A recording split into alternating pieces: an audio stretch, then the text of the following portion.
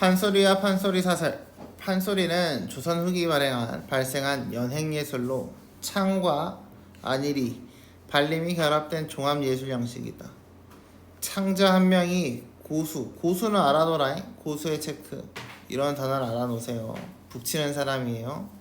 한 명의 장단에 맞추어 몸짓과 함께 소리를 한다. 이 판소리를 채록해 대본으로 만든 것을 판소리 사설이라고 하는데 대부분 근원 뭘 가지고 있을까요? 근원 소재. 근원 설화 아닐까? 예, 설화입니다. 근원 설화를 가지고 있었다. 거기 1번에다가는 설화라고 적어주세요. 현재까지 노래가 소리가 전해지는 작품은 춘향가, 심청가, 흥보가, 수궁가, 적벽가이다. 판소리의 구성 요성. 이 부분은 별로 안 중요합니다. 판소리 구성 요소는 창자가 부르는 노래이다. 사설의 내용에 따라 장단의 뭐 그렇게 보시면 돼요. 장단의 빠르기, 속도 뭐 그런 게 나오죠. 빠르기. 진양조, 중모리, 중중모리, 자진모리, 휘모리 등이 있다. 안일이 창자가 하는 뭐예요?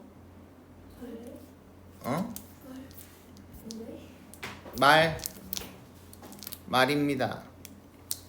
창자가 노래를 하다가 대사처럼 사설을 엮어 나가는 것을 말한다. 근데 별로 중요한 내용은 아니니까요. 몰라도 상관없어요. 발림은 그냥 춤추는 거예요. 넘어갑시다. 본문만 보시면 돼요.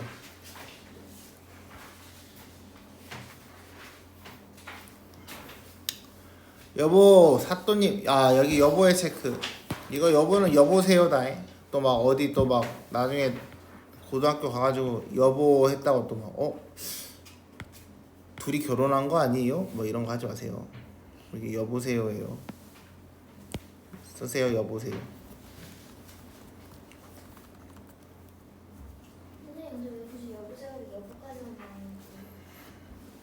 원래는 여보오 이런 이야기예요. 사또의 동그라미 등장인물이고요. 들으시오. 여보 사또님 들으시오. 사또님 들으시오에서 앞에서 한번 잘라볼래. 어때요? 반복이 됐죠? 보여요? 여보 사또님 들으시오가 반복됐죠? 이게 바로 뭐예요? 운율감. 반복했으니까 시처럼 리듬감이 생겼다라고 봐야 돼요. 충신은 불사이군이요. 두 명의 임금을 섬기지 않음이요. 연려 불경 이부절. 연려는 두 명의 남편을 지아비를 섬기지 않는다. 사또는 어이 모르시오 라고 이야기를 하고 있죠. 마오 그리마오 기생자식의 체크. 누가 기생자식이래? 지가. 알겠죠? 이거 이해됐니? 사또님이 이 말을 들어놓으니 오장의 체크. 너네 오장육부라는 말 들어봤나요? 들어봤나요? 그게 이제 5가지 장기에 대한 이야기입니다. 5장의 5가지 장기. 그래서 속이 뒤집어졌다라는 표현인 거예요. 이해됐나요? 속이 뒤집어져서 미처 통인을 못 부르고 사령아 2년 잡아내려라. 뭐예요? 춘향이 조져버리겠대요. 골방에 수청 통인이 우르르르 나오더니 급창 다급하게 말합니다. 춘향을 잡아내리랍신다 라고 이야기를 하고 있죠. 그래서 춘향이를 붙잡는 표현이다 라고 하고 있죠.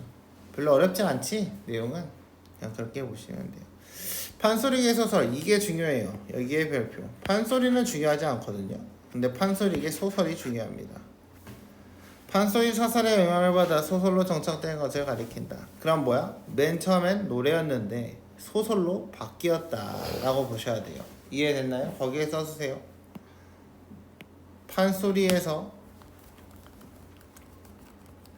소설로 만들어진 이게 판소리계 소설입니다. 언어의 이중성. 하층 계급의 비속어, 구어, 하층 계급의 체크. 평민 천민들의 언어가 있고요. 상층 계급 체크. 양반들의 문투도 섞여 있다. 판소리는 원래 누가 만들었어요? 평민들이 만들었기 때문에 비속어, 구어 등이 많이 사용되었습니다. 그래서 거기는 평민에 대한 이야기고요. 점차 사대부와 임금까지 소리를 즐기게 되면서 언어가 쓰였다. 그래서 맨 처음에 뭐가 먼저? 평민들의 언어가 먼저고, 쓰다 보니까 양반들이랑 임금도 듣게 돼서 한문도 섞이게 되었다라고 보시면 됩니다. 이해됐나요? 기억해. 자, 그래서 이 주제의 양면성의 체크. 두 가지가 다 있다는 이야기죠. 그럼 생각해봐. 하층민이 노래를 불렀다는 이야기는 문학이라는 걸 쓸 때는 뭔가 스트레스 해소용으로 쓰는 거거든. 그러면 하층민들 입장에서는 그걸 통해서 비판하고 싶다는 게 있다는 거죠. 여기까지 이해됐나요? 근데 누가 봤어 이거를? 평민들만 봤어? 아니, 방금 위에서 누구랑 같이 봤다 그랬죠? 임금과 양반들이 같이 즐겼다고 했거든요. 그러면 겉으로는 아닌 척 하지만 속으로 욕했다는 이야기가 되는 거지. 이해돼요? 이게 바로 이 작품의 판소리계 소설의 양면성입니다. 판소리계 소설을 하층계급과 상층계급 모두 즐기면서 나타난 또 하나의 특징은 주제의 양면성이다. 예를 들어 춘향전의 경우 겉으로 드러나는 표면적 주제는 춘향의 절개이지만 목룡이를 배신하지 않는 주제의 절개이지만 숨겨져 있는 이면적 주제는 신분의 한계를 벗어난 주체적인 삶이다.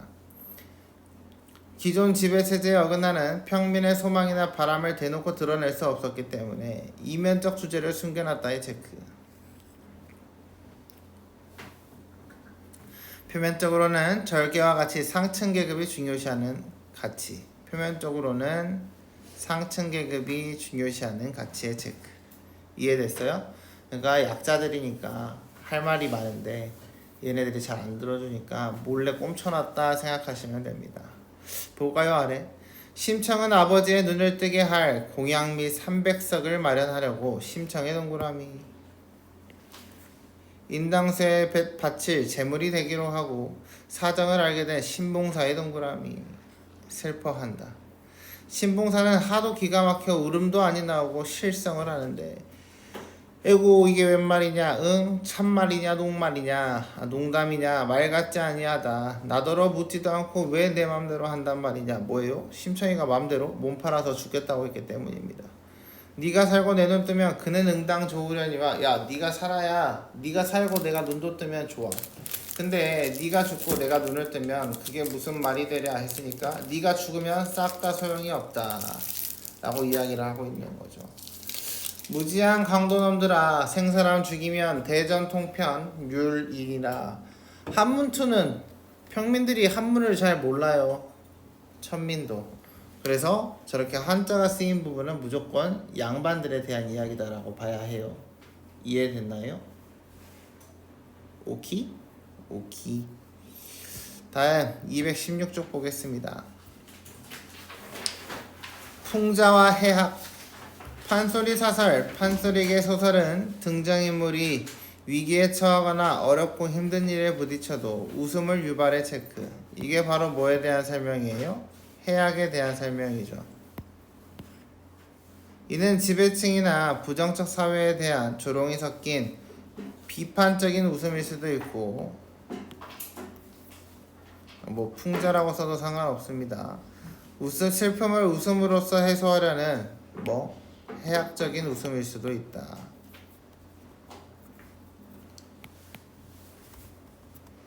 이와 같이 비극적이거나 부정적인 상황에서도 웃음을 잃지 않는 미학을 골개미라고 한다. 골개미의 체크. 중학교 때 한 번 나오는 단어예요. 이 단어는 중학교 가면 한 번 나옵니다. 더 이상은 잘 안 나와요. 앞부분 줄거리 보겠습니다. 아버지가 돌아가시자 형 놀부는 놀보의 체크. 재산을 독차지하고 흥보를 내쫓는다. 흥보의 체크. 우리가 흔히 알고 있는 흥부정이죠.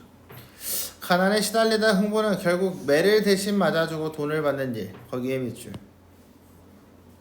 대신 매를 맞아주고 돈을 받는 일의 체크. 거기에 써주세요. 매품팔이. 품판다는 이야기는 품삯이란 말 들어봤나요? 품삯. 품삯이라고 한번 써볼까 얘들아? 품삯. 옆에다가 품삭. 자, 여기서 품은 노동에 대한 단어고요.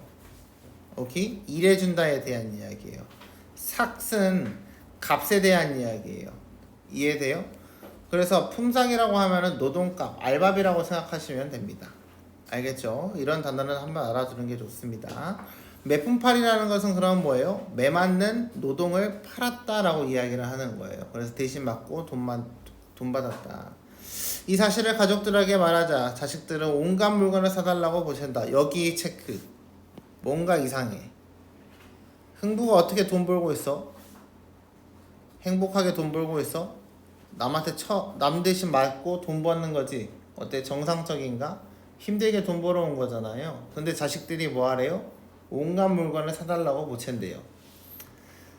이게 지금 잘못됐다고 이야기를 하는 거죠. 아버지, 저는요 양피조끼에 통대모 장도 비단 꽃신 한 벌 사다 줘. 자, 양피조끼 체크. 이게 첫 번째 거. 통대모, 이건 모자고, 장도는 칼에 대한 이야기고, 비단 꽃신, 이건 신발이고. 오케이? 옷 한 세트 맞춰주세요 라고 이야기를 하고 있어요. 철이 없죠. 너희 자식 대모장도는 어디다 찰래? 찰 데 없으면 갈비를 뚫어 차지요 라고 이야기를 해. 뭐 하고 있어? 말대답하고 있지. 말대답. 그래서 이런 게 흥미유발이다. 흥부한 애가 곁에 섰다. 여러 자식들을 호통하여 물리칩니다. 이런 정신 나간 놈들하고 혼냈던 거죠. 흥부가 하는 말이 이런 못쓸 일도 있는가.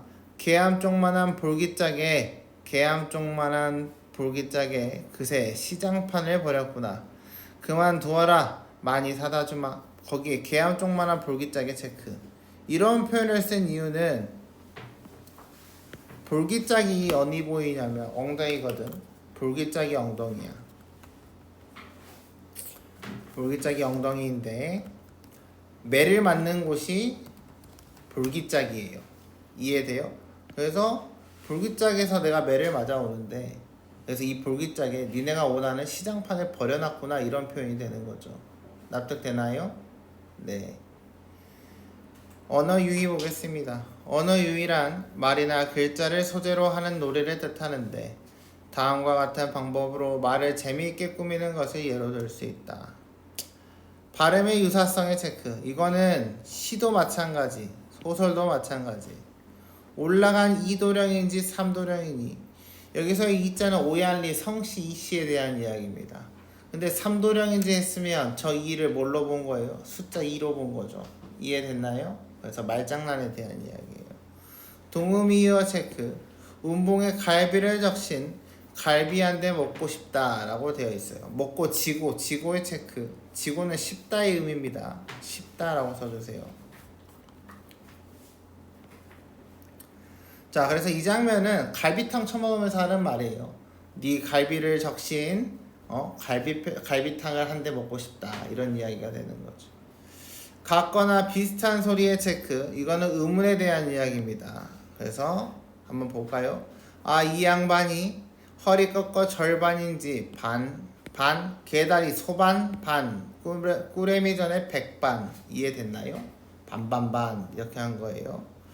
언어의 도치의 체크. 도치는 뭐예요? 도치법 뭐였지? 말의 순서가 뒤바뀐 거였죠. 거기 써주세요. 혹시 또 기억 안 나면. 어순을 뒤바꿈.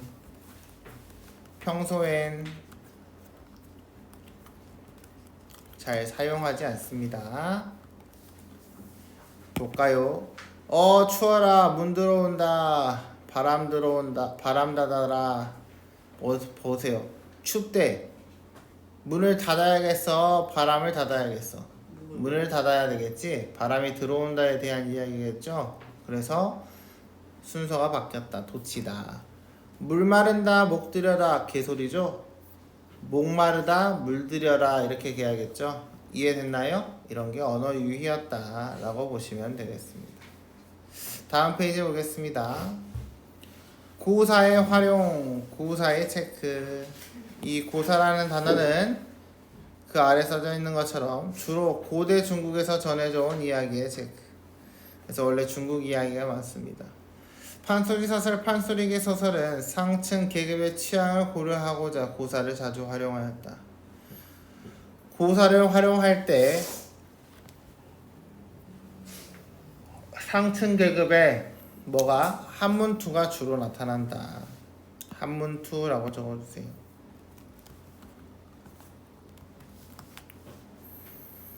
수군가 보겠습니다. 이건 토끼와 거북이에 대한 이야기예요. 별주부전. 별주부는 별주부의 동그라미.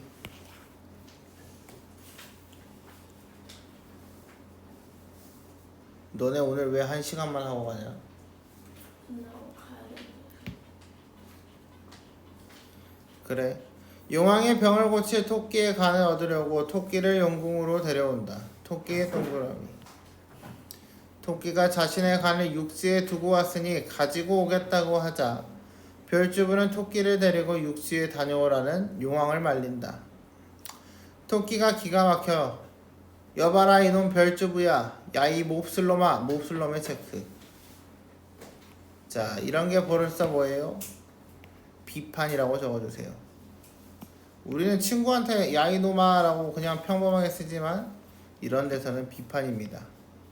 왕명이 지중컨을 내가 어이 기만하랴. 옛말을 네가 못 들었느냐. 하걸. 거기부터 가로 여세요. 하걸이 학정으로 학정이란 단어는 정치를 학대하는 정치에 대한 이야기예요. 나쁜 정치에 대한 이야기입니다. 용봉을 살했고 미국의 망국이 되었으니 너도 이놈 내 배를 따보아 간이 들었으면 좋으련만 만일에 간이었고 보면 불쌍한 나의 목숨이 너의 나라서 원기가 되고 너희 나라가 어딘지 아냐 여기? 용궁이다. 수궁에서 말하는 거야. 너의 용왕 100년 살 것을 하루도 못 살 테요. 너의 나라 만조백관 한나라시에 모두 다 몰살시키리라. 아나 옛다 배갈라라. 똥밖에 든 게 없다. 내 배를 갈라보아라. 가로 닫아. 거기에 써볼까요? 토끼가 배 속에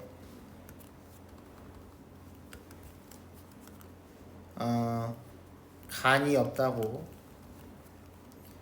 배짱을 부리는 부분이라고 적어주세요. 이해됐나요? 토끼가 간이 없어. 배 그렇다고 배짱을 부리는 거예요. 배 갈라는데 없으면 너네 싹 다 돼지는 거야. 약간 이렇게 말하고 있는 거죠. 장면의 극대화 보겠습니다. 독자들이 관심 있어 할 흥미있는 장면은 나열하고 과장이라고 적어주세요. 과장하면서 이야기 전개에 필요한 정도보다 자세하게 서술한다. 투머치예요. TMI입니다. 거기 써주세요. 지나치게 많이 말을 함. 뭐 TMI라고 적든 투머치라고 말을 하든. 리듬감과 해학성은 어느 효과가 있지만 이야기 전개가 불균형해지기 때문에 유기성을 떨어뜨린다의 체크. 이게 무슨 소리냐면 봐봐.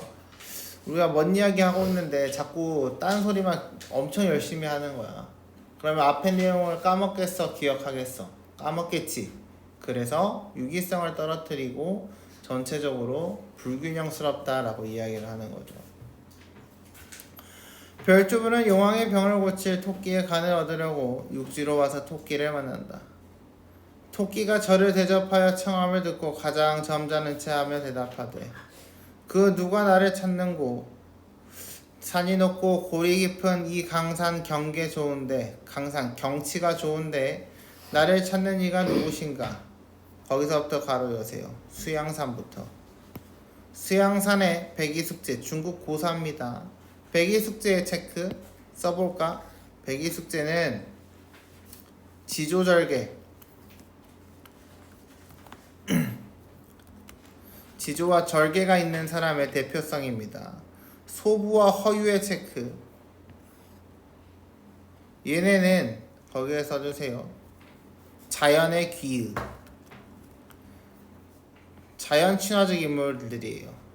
조용히 저기 가서 짜져서 살아요. 한천자의 스승 장량 이가 퉁소를 불려고 나를 찾는가. 상산산호에 번님내가 바둑두자 날 찾는가. 어때? 찾는가로 다 잘라보면 몇 개야? 개 많지. 그치? 구런이가 물에 빠져 건져달라 날 찾는가. 시중천자 이태백이 글짓자고 날 찾는가. 뭐하고 있어요? 나열했죠. 그러니까 리듬감을 얻었어요. 근데 내용이 누가 날 찾아요? 라고 물어보면 될 것을 엄청 이렇게 길게 나열해가지고 오히려 더 헷갈리게 만든다라고 이야기를 하는 거죠. 이해됐나요? 그래서 리듬감과 뭔가 이 반복성은 있지만 글 전체 내용에 있어서 유기성은 떨어진다 라고 보시면 되겠습니다. 이해됐어요? 네.